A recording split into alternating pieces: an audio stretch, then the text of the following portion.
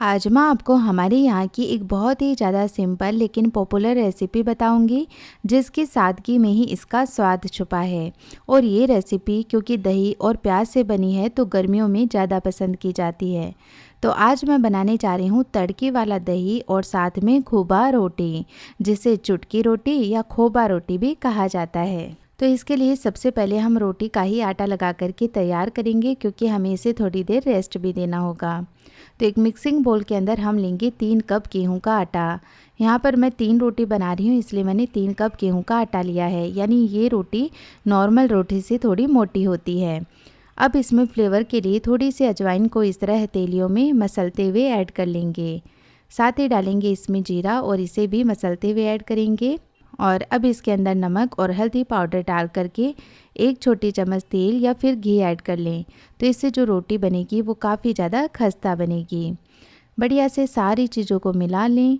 और अब हमें क्या करना है कि थोड़ा थोड़ा पानी ऐड करके इसका टाइट आटा लगा करके तैयार करना है। नॉर्मल जब हम रोटी या चपाती बनाते हैं तो उसका आटा थोड़ा सा सॉफ्ट रखा जाता है, लेकिन जो खोबा रोटी बनती है उसमें आटा थोड़ा टाइट ही लगा करके तैयार किया जाता है, वरना ये रोटी आप अच्छे से नहीं बना पाएंगे। तो यहाँ पर मैंने आटा लगा करके तैयार कर लिया है। लास्ट के अंदर इसमें 1 चम्मच घी डाल करके इस घी को आटे के अंदर बढ़िया से मिक्स कर लेंगे। अब आटे ने घी को बहुत ही अच्छे से एब्सॉर्ब कर लिया है, तो आटे को एक बार साइड में कर देते हैं और तड़के वाली दही की तैयारी कर लेंगे। तो इसके लिए मैं ले रही हूँ 2 कप घर का जमाया हुआ दही। आप चाहे तो पैकेट वाली दही का इस्तेमाल भी कर सकते हैं। बस ध्यान रखना है कि जो दही आप लें वो ज़्यादा खट्टा ना हो, वरना जो तड़के वाला दही होगा वो बहुत ही ज़्यादा खट्टा हो जाएगा, तो खाने में इतना अच्छा नहीं लगेगा। और दही बहुत ज़्यादा यदि आपको गाढ़ा लग रहा है तो हल्का सा इसमें पानी भी ऐड कर सकते हैं, लेकिन क्योंकि यहाँ पर मैं गाय के दूध से ही दही जमाती हूँ तो ये एकदम परफेक्ट कंसिस्टेंसी वाला है। मुझे इसके अंदर पानी वगैरह कुछ भी मिलाने की ज़रूरत नहीं है। तो यहाँ पर बच्चों को तो दही वैसे ही बहुत पसंद होता है, तो देखिए कैसे बड़े चाव से ये दही खा रहा है। तो चलिए अब हम दही को एक बार साइड में कर देते हैं और थोड़े से प्याज और लहसुन भी काट करके तैयार कर लेंगे। तो यहाँ पर मैं प्याज की मात्रा इसमें ज़्यादा ले रही हूँ। यदि आप प्याज नहीं खाते हैं तो टोटली स्किप कर सकते हैं, लेकिन मैंने यहाँ पर 2 बड़ी साइज़ के प्याज लिए हैं और इन्हें इस तरह से पतला और लंबा काट लिया है।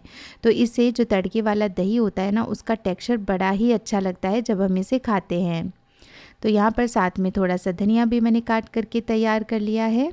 और अब मैं ले रही हूँ भिगोई हुई साबुत लाल मिर्च। डरिए नहीं, मैं ये सारी साबुत लाल मिर्च इस दही में नहीं डालने वाली हूँ। मैं सिर्फ 2 साबुत लाल मिर्च का ही इस्तेमाल कर रही हूँ। बाकी जो साबुत लाल मिर्च मैंने भिगोई हैं उसका पेस्ट बना करके मैं फ्रिज के अंदर स्टोर रखती हूँ। तो कभी यदि लहसुन की चटनी बनानी हो या तड़के वाला दही बनाना हो या कोई भी ग्रेवी वाली सब्जी हो तो उसमें ये चिली पेस्ट ही मैं इस्तेमाल करती हूँ। उससे सब्जी का टेस्ट बहुत ही बढ़िया आता है। तो यहाँ पर जो ये साबुत लाल मिर्च है उसके एक्स्ट्रा बीज मैंने हटा दिए हैं, ताकि जो तड़के वाला दही है वो ज़्यादा तीखा ना हो।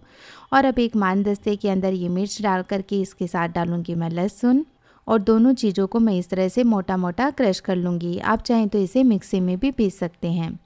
अब एक कढ़ाई गरम कर लेंगे और कढ़ाई के अंदर 1 चम्मच घी गरम कर लें। आप चाहें तो तेल का इस्तेमाल भी कर सकते हैं। जैसे ही घी गरम हो जाएगा इसके अंदर मैं डालूंगी आधी छोटी चम्मच राई, आधी छोटी चम्मच जीरा, 2 चुटकी हींग ऐड करेंगे और इसी के साथ 10 से 12 करी पत्ता। अब मैंने इसके अंदर 2 सूखी लाल मिर्च भी ऐड कर दी हैं। आप चाहें तो जो लंबी वाली लाल मिर्च होती हैं सूखी, वो भी ऐड कर सकते हैं। और इसी के साथ ये कटे हुए प्याज ऐड करके इन प्याज को हम थोड़ा सा ट्रांसलूसेंट होने तक पकाएंगे। इन्हें ज़्यादा ब्राउन बिल्कुल भी नहीं करना है, बस हल्का सा ये ट्रांसलूसेंट हो जाए, इनका कच्चापन निकल जाए। फिर इसमें हम पाउडर मसाले ऐड कर लेंगे, जिसमें मैं ले रही हूँ 1 चम्मच धनिया पाउडर, आधी चम्मच लाल मिर्च का पाउडर, 1/4 चम्मच हल्दी पाउडर, आधी चम्मच लेंगे जीरा पाउडर। और इसी के साथ जो पेस्ट हमने बना करके रखा था वो भी ऐड कर लेंगे और सारी चीज़ों को 1 मिनट के लिए पकाएंगे, ताकि जो लहसुन और लाल मिर्च है उसका भी कच्चापन दूर हो जाए और साथ ही जो पाउडर मसाले ऐड किए हैं उनका कच्चापन भी दूर हो जाए और बढ़िया सा कलर आए। तो तड़का हमने तैयार कर लिया है। अब गैस का फ्लेम ऑफ करके इसे थोड़ा ठंडा होने देंगे। तो जब तक तड़का हमारा ठंडा हो रहा है हम खोबा रोटी बना करके तैयार कर लेते हैं। तो यहाँ पर एक बड़ी लोई तोड़ करके मैं तैयार कर लेती हूँ। तो यहाँ पर देखिए इतनी बड़ी लोई हमें तोड़ करके इसकी तैयार करनी है। जैसा कि मैंने बताया, जो खोबा रोटी होती है ना वो तभी बनेगी जब वो थोड़ी मोटी हो। तो यहाँ पर तो फ़िलहाल मैं थोड़ी छोटी साइज़ की ही खुबा रोटी बना रही हूँ, लेकिन हमारे यहाँ तो इससे भी बड़ी साइज़ की खुबा रोटी बना करके तैयार की जाती हैं। तो बस अब सिंपली जैसे हम रोटी बेलते हैं उसी तरह से चकले के ऊपर इसे थोड़ा सा सूखा आटा लगाते हुए बेल लेंगे। आपको इस पर ज़्यादा आटा लगाने की ज़रूरत नहीं पड़ेगी क्योंकि आटा काफ़ी टाइट है। तो इस तरह से देखिए मैंने इसकी साइज़ रखी है और इसकी मोटाई आप देख ही सकते हैं कितनी मोटी है। यानी कि जो 3 रोटी हम बनाते हैं सिंपल वाली, उसकी ये 1 रोटी बना करके तैयार की जाती है। अब हल्के गरम तवे पर इस रोटी को रखेंगे और एक कपड़े की सहायता से इसे नीचे से सेक लेंगे।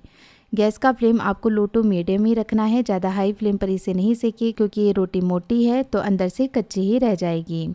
अब हम इसे एक तरफ से थोड़ा सा सेकने के बाद पलट देंगे, नीचे से ये सिकती रहेगी और ऊपर से हम क्या करेंगे कि एक चिमटे की सहायता से इस तरह से इसमें जो चुटकी है वो मार लेंगे। यानी वैसे तो इस प्रोसेस को हाथ से किया जाता है, इसीलिए इसे चुटकी रोटी भी कहा जाता है, लेकिन रोटी काफ़ी गर्म होती है तो हम हाथ से नहीं कर पाएंगे, इसलिए हम चिमटे की हेल्प से इसे इस तरह से चुटकी मार लेंगे।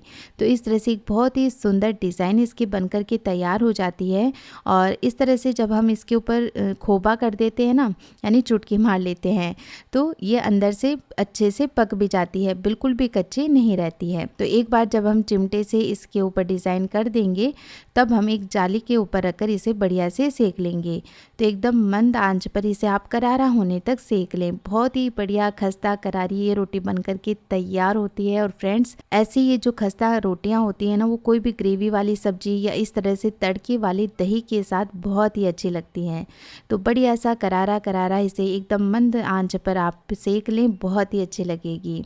और जैसे ही आप इस रोटी को सेक लें तुरंत ही इसके ऊपर आप डालें घी, तो ये बढ़िया से घी को एब्सॉर्ब कर लेगी और बहुत ही ज़्यादा खस्ता हो जाएगी।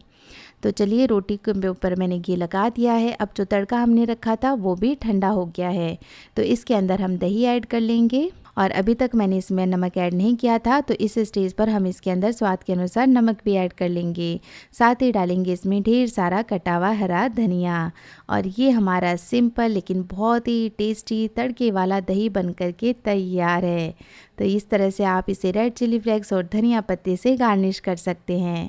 तो चलिए, गर्मा गर्म खुबा रोटी के साथ ये तड़के वाला दही हम सर्व कर लेते हैं। तो देखिए फ्रेंड्स, कितनी ज़्यादा सुंदर ये रोटी दिखाई दे रही है। बनाने में भी सिंपल है लेकिन स्वाद में बहुत ही अच्छा टेस्ट आता है इसका। तो हमारे यहाँ की तो गर्मियों की ये स्पेशल थाली है, बहुत ही सिंपल, जल्दी से बनने वाली, क्योंकि गर्मियों के अंदर ज़्यादा देर किचन में भी रहा नहीं जाता, इसलिए ऐसी सिंपल थाली मुझे बहुत ही ज़्यादा पसंद है। और आपको ये कॉम्बिनेशन कैसा लगा प्लीज़ मुझे कमेंट करके ज़रूर बताएं। साथ ही आप कौन कौन सी रेसिपीज़ मुझसे जानना चाहते हैं और किस स्टेट से आप ये रेसिपी देख रहे हैं वो भी आप ज़रूर बताइएगा, मुझे जानकर बहुत खुशी होगी। तो चलिए, लंच टाइम हो गया है। मैं अपनी फैमिली के साथ इस लंच का मज़ा उठाती हूँ और आपको फिर से मिलूंगी मैं एक और नई रेसिपी के साथ। तब तक के लिए रखिए अपना ढेर सारा ख्याल।